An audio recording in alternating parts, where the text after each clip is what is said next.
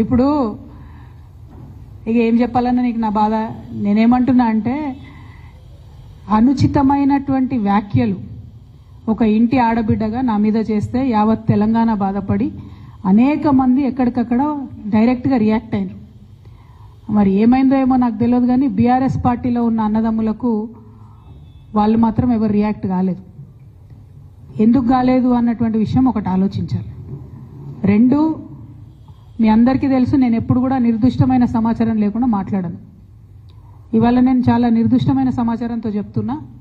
ఆ వ్యాఖ్యల వెనుక ఒక బీఆర్ఎస్ పెద్ద నాయకుడి హస్తం ఉన్నది.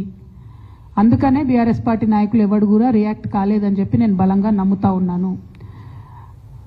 ఆ కుట్రలు చేసిన పెద్ద నాయకులు ఏమనుకుంటున్నారంటే నా దగ్గర ఎవరో 10 మందిని పెట్టి నా దగ్గర జరిగే అంశాల సమాచారం ఎప్పటికప్పుడు తీసుకుంటున్నామని చావు తెలివితేటలు ప్రదర్శిస్తున్నారు.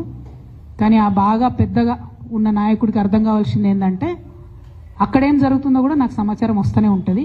సో మీరు ఏ టైంలో ఎవరిని కలిశారు, నా మీద వ్యాఖ్యలు చేయడానికి మీరు ఎవరిని ప్రోత్సహించారు, మీరు ఎంత కింద స్థాయికి దిగజారి ఒక ఆడబిడ్డ మీద అటువంటి వ్యాఖ్యలు చేయించారు, ఇవన్నీ కూడా నేను చూస్తున్నా, గమనిస్తున్నా.